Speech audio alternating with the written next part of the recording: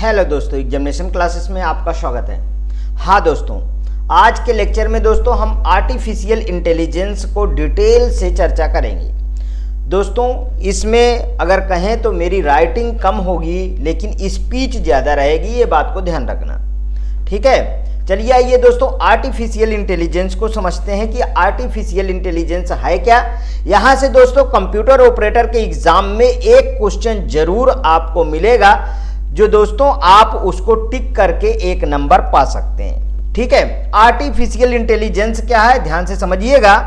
Artificial intelligence पहले कहूं तो दो शब्दों से मिलकर बना होता है। आर्टिफिशियल का ही मतलब होता है दोस्तों कृत्रिम, मतलब कोई चीज मानव निर्मित हो, और इंटेलिजेंस का मतलब होता है बुद्धिमत्ता, विचार, तर्क शक्ति, ठीक है दोस्तों। अब एआई का मतलब आप समझ गए, आगे समझिए।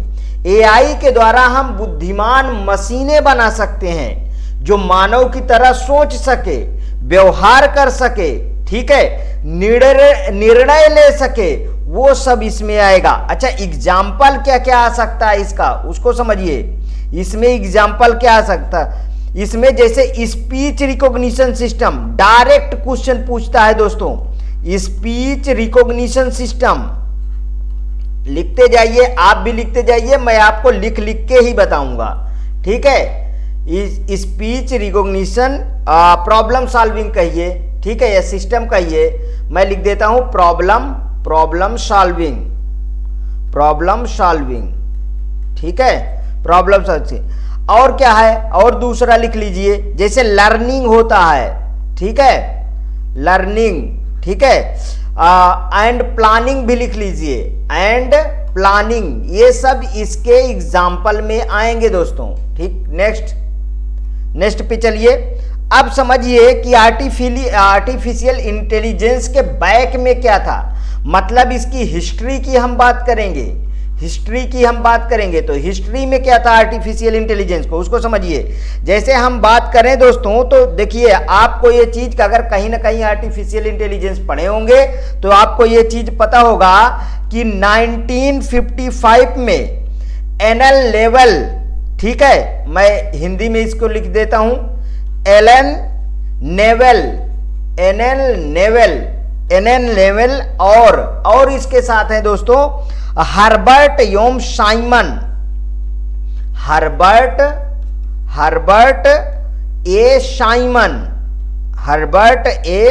शाइमन, ठीक है। हर्बर्ट ए साइमन ने क्या डिजाइन किया था उसके बारे में समझिए। लॉजिक थ्योरिस्ट नामक पहला इंटेलिजेंस प्रोग्राम डेवलप किया था। कौन सा है ये, एग्जाम में, प्रीवियस एग्जामों में दोस्तों, अभी जो लेटेस्ट कंप्यूटर के एग्जामों, बहुत सारे एग्जाम में ये चीजें पूछा गया। ये वेरी मोस्ट इंपॉर्टेंट है जो मैं लिख रहा हूं। लॉजिक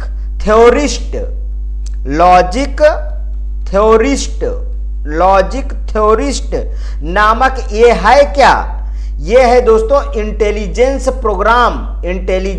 प्रोग्राम है ये, ठीक है। इंटेलिजेंस प्रोग्राम बनाया था। प्रोग्राम में इन्होंने 52 प्रमेयों को, जिसमें से 52 में से दोस्तों 38 प्रमेय सिद्ध किए थे और कुछ विचारों के लिए नए और बेहतर तरीके के, मतलब उसके रिजल्ट पाए थे इन्होंने, ठीक है, समझ में आया। ये है दोस्तों इसके बैक में। और देखिए, अगर मैं इसमें बात करूं कि उस समय अगर बात करें 1955 की बात करें तो सेकंड जनरेशन में आ गया था कंप्यूटर, ठीक है। अगर हम वहीं पे अब 1956 की बात करें तो आर्टिफिशियल इंटेलिजेंस शब्द का पहली बार 1956 लिखिए। 1956 में एआई, आर्टिफिशियल इंटेलिजेंस शब्द का पहली बार अमेरिकी कंप्यूटर वैज्ञानिक कौन नाम लिए थे, जॉन मैकार्थी, इनका नाम याद कर लीजिए, जॉन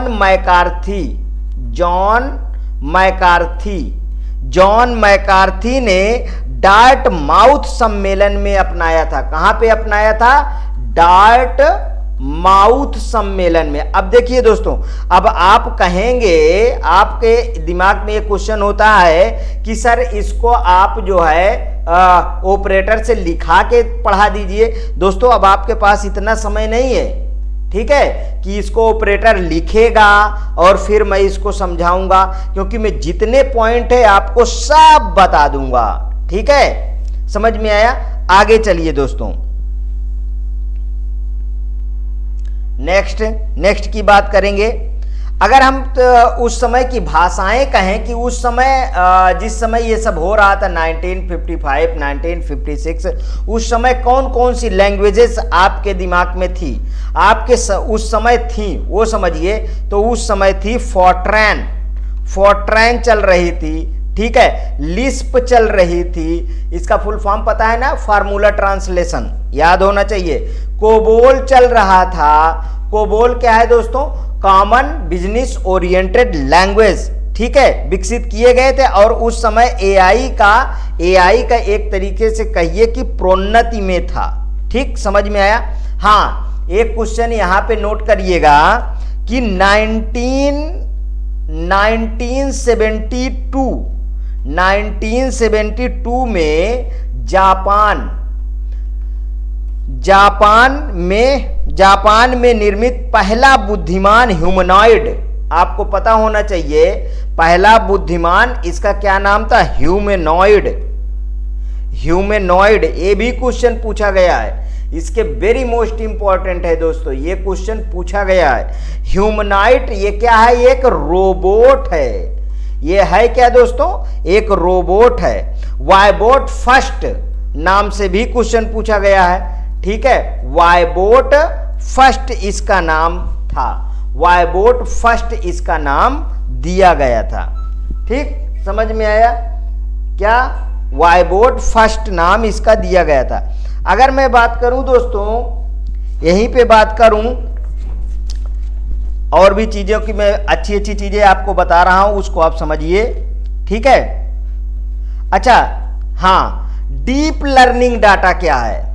डीप लर्निंग डाटा, इसके बारे में समझेंगे हम। Deep learning, big data, general artificial intelligence, जो अगर कहें दोस्तों तो देखिए, अगर हम बात करें तो 2011 के बाद ये सब चीजें आई थी, जिसमें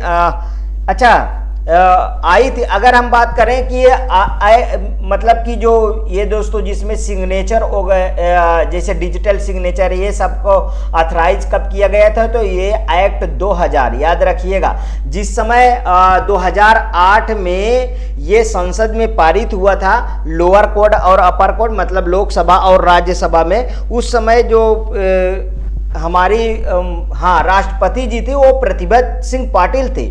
उसके बाद से दोस्तों जो भी आपका, जैसे आप डिजिटल सिग्नेचर कर देते हैं, ये सब जो है आपका ऑथराइज माना गया। उसके पहले कोई ऑथेंटिकेशन इसका प्रमाण नहीं था। समझ में आया?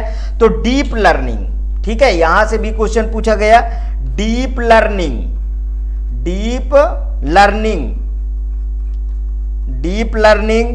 बिग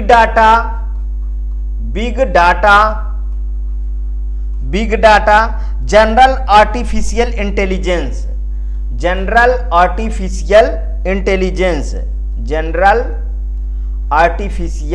इंटेलिजेंस, ठीक है। देखिए, आईबीएम के वाटसन ने एक प्रश्नावली जीती थी, जिसमें उन्हें जटिल प्रश्नों और पहेलियों को हल करना था। वाटसन ने दिखाया है कि वह प्राकृतिक भाषा को समझ सकता है और भूमिगत मतलब कि आधारित प्रश्नों में जल्दी से हल कर सकता है। वहीं पे अगर हम देखें दोस्तों, 2012 की बात करें, आपको याद होना चाहिए, सॉरी ये क्या लिख गया 2012 के बजाय, ठीक है, 2012 में गूगल ने क्या बनाया था? गूगल नाउ, याद होना चाहिए आपको,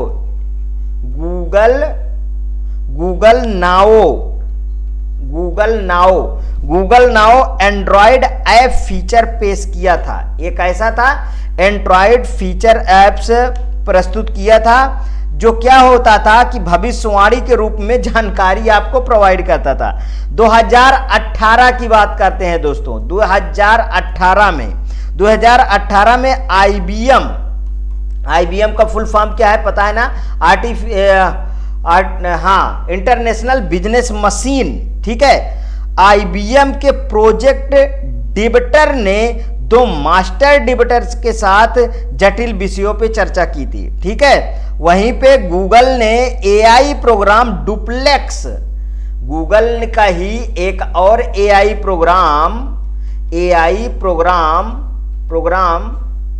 प्रोग्राम इसका नाम था दोस्तों डुप्लेक्स,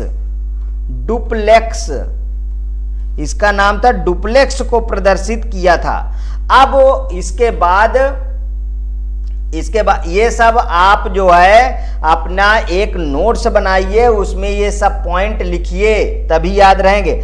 अब इसका उपयोग कहाँ कहाँ होगा? आर्टिफिशियल एआई का उपयोग समझिए पहले। उपयोग क्या है? थोड़ा लंबा लेक्चर पड़ेगा, लेकिन आपको ये चीज देखो। ऑटोमोबाइल, तो यहां पे लिखिए इसको डिटेल से। ऑटोमोबाइल, सबसे पहले ऑटोमोबाइल में। दूसरा लिखिए बिजनेस में, नोट करते रहिए। बिजनेस में, एजुकेशन में, ठीक है। और तीसरा लिख लीजिए फाइनेंस में। चौथा लिख लीजिए आप मैन्युफैक्चरिंग में, ठीक है, मैन्युफैक्चरिंग में। और इसके बाद लिख लीजिए गेमिंग में, ठीक है। और गवर्नमेंट में।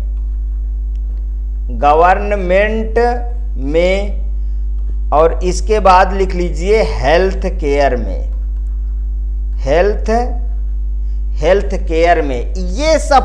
ये सब जगह इसका बहुत ज्यादा यूज है दोस्तों, आप याद रखिएगा। समझ में आया? इन क्षेत्रों में इसका जो है बहुत ज्यादा प्रयोग किया गया है।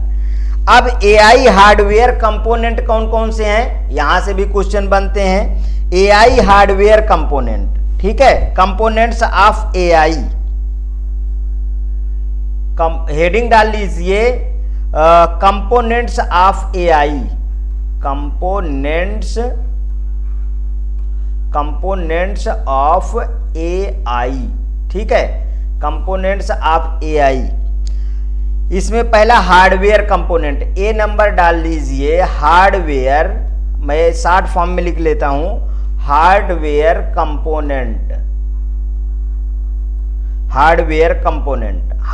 कंपोनेंट में देखिए कौन कौन से हैं। जैसे पैटर्न मशीन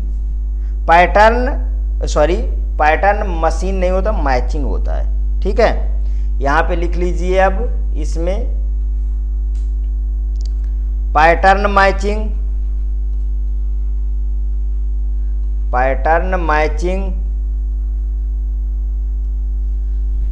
मैचिंग हो गया। लॉजिक रिप्रेजेंटेशन, लॉजिक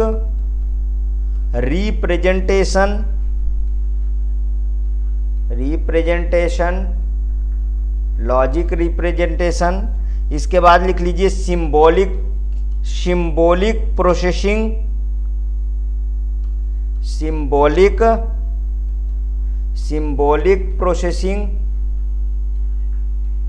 ठीक है। सिंबॉलिक प्रोसेसिंग के बाद लिख लीजिए न्यूमेरिक प्रोसेसिंग,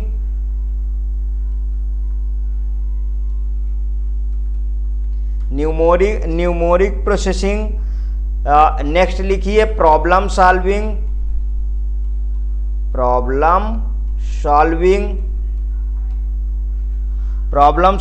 के बाद लिख लीजिए ह्यूरिस्टिक स्पीच,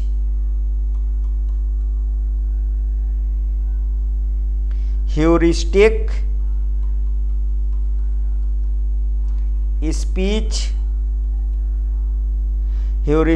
स्पीच के बाद दोस्तों लिख लीजिए natural language processing, natural language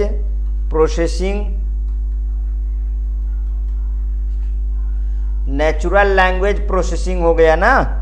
natural language, knowledge representation लिख लीजिए, नॉलेज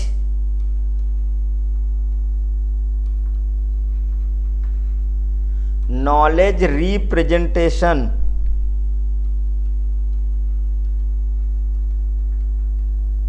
नॉलेज रिप्रेजेंटेशन के बाद लिख लीजिए expert system, expert system,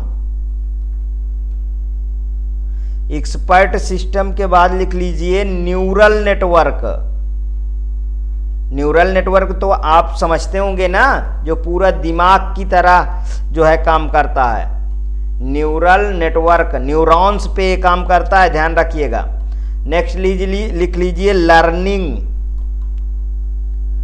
learning गलत लिख गया यहां पे, ठीक है। लर्निंग, लर्निंग के बाद लिख लीजिए प्लानिंग, प्लानिंग, प्लानिंग के बाद लिख लीजिए सिमेंटिक नेटवर्क,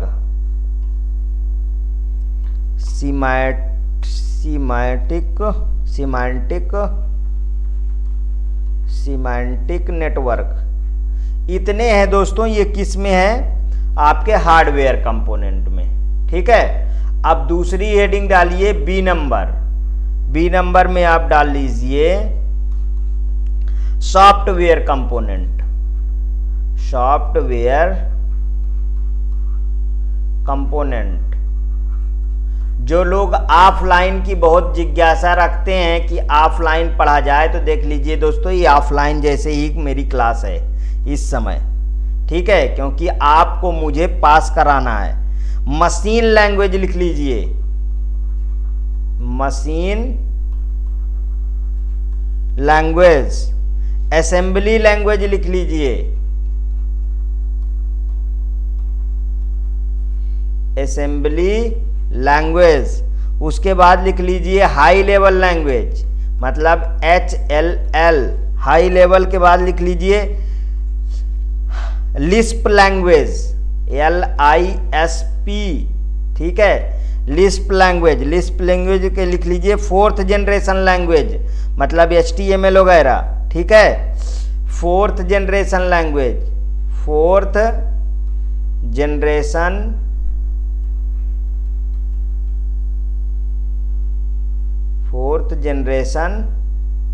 लैंग्वेज। इसके बाद लिख लीजिए ऑब्जेक्ट ओरिएंटेड, मतलब OOL, object oriented language.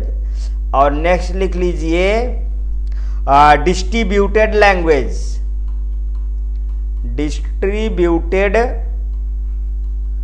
Distributed language. इसके बाद नेचुरल लैंग्वेज लिख लीजिए, नेचुरल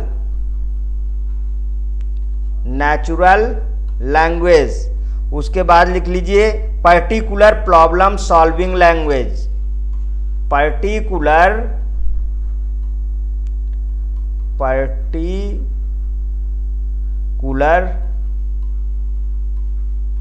प्रॉब्लम सॉल्विंग लैंग्वेज, ठीक है। अब आर्किटेक्चरल कंपोनेंट में कौन कौन से आते हैं? आर्किटेक्चरल कंपोनेंट में तीसरा डाल लीजिए आर्किटेक्चरल कंपोनेंट, इसको भी आप नोट करिए। तीसरा है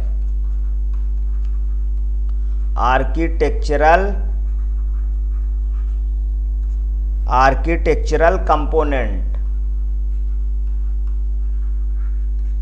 ठीक है। इसमें आते हैं दोस्तों यूनी प्रोसेसर, मल्टी प्रोसेसर, ठीक है। क्या आएंगे इसमें? इसमें आएंगे uni processor,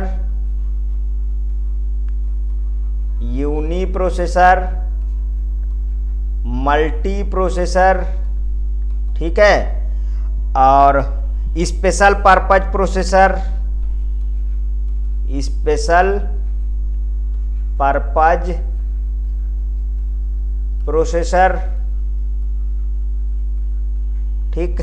special purpose array processor आएगा, एरे प्रोसेसर,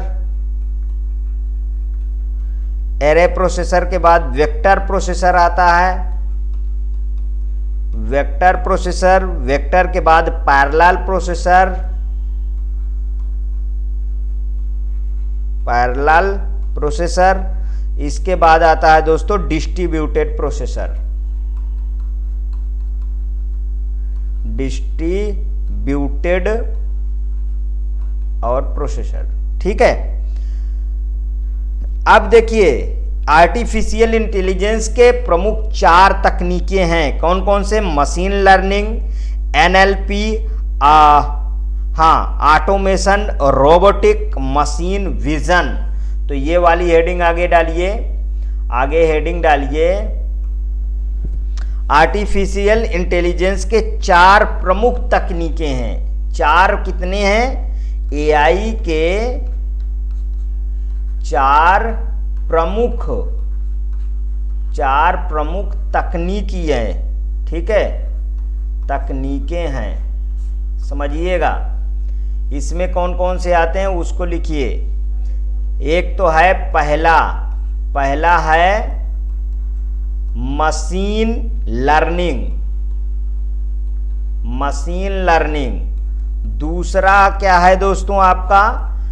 एनएलपी है। और तीसरा है automobile and robotic, automobile and robotic, और रोबोटिक्स लिख लो, कई आते हैं ना।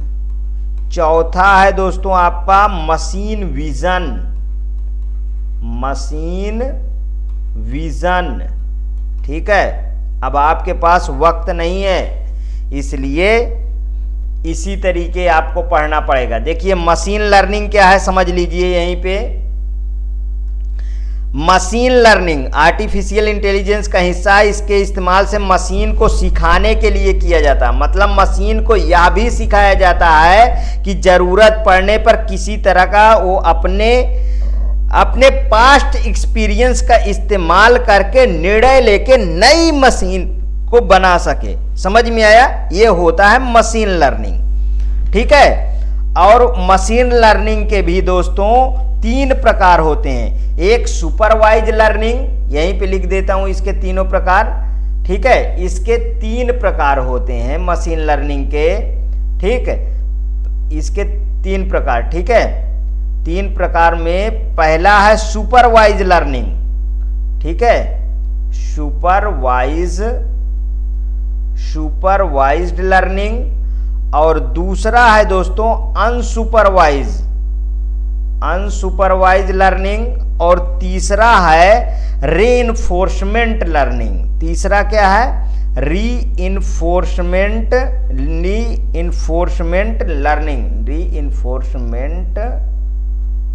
लर्निंग। सब में लर्निंग आगे जोड़ लीजिएगा। ठीक है, अब देखिए सुपरवाइज क्या होता है। सुपरवाइज थोड़ा समझिए।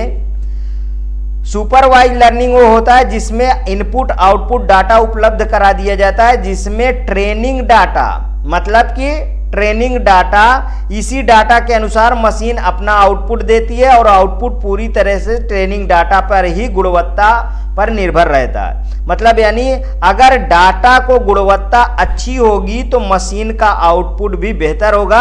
मशीन को जब कोई नया इनपुट दिया जाएगा तो इसमें मशीन सिर्फ अपने पिछले अनुभव और डाटा के अकॉर्डिंग जो है नया आउटपुट आपको जनरेट कर देगा। वो होता है दोस्तों सुपरवाइज। अनसुपरवाइज में दोस्तों ये पिछला रिकॉर्ड कुछ भी नहीं दिया जाता है। ठीक है, पिछला रिकॉर्ड कुछ भी नहीं दिया जाता है। इसमें जैसे देखिए, इसमें मशीन को कोई इनपुट मिलता है तो मशीन खुद उसका आकलन करती है और एक क्लस्टर तैयार करती है और चीज़ों के प्रकार के अनुसार उन्हें अलग अलग ग्रुप में बांट देती है। रीइंफोर्समेंट लर्निंग क्या होता है उसको समझिए। रीइंफोर्समेंट लर्निंग एक तरीके से कहिए सुपरवाइज लर्निंग की तरह एक होता है। ठीक है, देखिए उसके विपरीत सुपरवाइज में क्या किया जाता है कि ट्रेनिंग डाटा और आउटपुट लेबल रहता है ना, इसमें ऐसा नहीं। ठीक इसके विपरीत रीइंफोर्समेंट लर्निंग में मशीन के पास कोई कार्य नहीं रहता, कोई ट्रेनिंग डाटा न रहने के कारण यहाँ पर कार्य को पूरा करने के लिए इन्फोर्समेंट एजेंट द्वारा डिसीजन लिया जाता है, जो अपने अनुभव के आधार पर कार्य को पूरा करने की कोशिश करता है और अपने बार बार दिए जाने वाले प्रयासों से सीखता है। समझ में आया? इतना चीजें समझ में आया कि नहीं हो? इनके एग्जाम्पल क्या है दोस्तों, जैसे फेसबुक, शॉपिंग वेबसाइट, गूगल, उबर, यहां पे लिख देता हूं। जैसे फेसबुक में आप कोई सी चीज, एग्जाम्पल है दोस्तों, ठीक है, फेसबुक में कोई सी चीजें आप क्या करेंगे, कोई सी चीजें क्या करेंगे आप खोजेंगे जिस तरीके के, उसी तरीके के आपको दे दिया जाता है। यूट्यूब सबसे बढ़िया एग्जांपल दोस्तों, यूट्यूब में क्या होता है कि कोई आप वीडियो पसंद करते हैं जिस टाइप के, उसी टाइप के वीडियो आपको लाके दे दिया जाता है। ये ध्यान रखिएगा, ये है एप्लीकेशन ऑफ मशीन लर्निंग। ठीक, समझ में आया? ये है एप्लीकेशन ऑफ मशीन लर्निंग। अच्छा, नेचुरल लैंग्वेज प्रोसेसिंग क्या होता है, इसके बारे में थोड़ा सा जानेंगे। देखिए, इसमें उपयोग से मानव द्वारा बोली जाने वाली भाषा कंप्यूटर के साथ बातचीत करना संभव है। कंप्यूटर को पहली भाषा को समझने के लिए प्रोग्राम किया जाता है। मशीन लर्निंग टेक्नोलॉजी का उपयोग कर बोली गई भाषा अथवा भाषण के ध्वनियों को शब्दों और विचारों में परिवर्तित करने के एक प्रक्रिया है। विश्व में देखिए बहुत तरीके की भाषा बोली जाती है, एक भाषा की भी कई बोलियां होती है। अतः यदि मशीन में व्यक्ति की बातचीत होनी है तो मशीन को भाषा और बोली में सभी शब्दों, मुहावरों आदि की समझ होनी जरूरी है। यह सब प्रक्रिया NLP के तहत, मतलब नेचुरल लैंग्वेज प्रोसेसिंग के तहत हो रही है। AI सिस्टम के तहत किसी विषय पर अलग अलग होती है। ठीक है, जैसे एक्सपर्ट सिस्टम भी आर्टिफिशियल इंटेलिजेंस की तरह एक एप्लीकेशन है। एक्सपर्ट सिस्टम मूल रूप से कंप्यूटर प्रोग्राम है जो मानव विशेषज्ञ के निर्णय लेने की क्षमता के समान ही निर्णय लेने में सक्षम रहता है। इसके लिए डाटाबेस का इस्तेमाल करते हैं। समझ में आया? समझ में आया कि नहीं दोस्तों? बिल्कुल, आपको जरूर ये चीजें समझ में आया होगा। ठीक है, ये रहा दोस्तों आज का आपका AI का लेक्चर। हाँ, AI से यदि आप इतना तैयार कर लेते हैं तो AI के इससे बाहर आपका क्वेश्चन नहीं बनेगा, ध्यान रखिएगा। यदि आपको वीडियो अच्छा लगा है तो जो न्यू अभ्यर्थी हैं वो मेरे चैनल को सब्सक्राइब करें। हाँ, सभी लोग लाइक करें और शेयर करें, और जो सब्सक्राइब करें हैं वो दूसरे डिवाइस से सब्सक्राइब करवा भी सकते हैं। ओके दोस्तों, थैंक यू।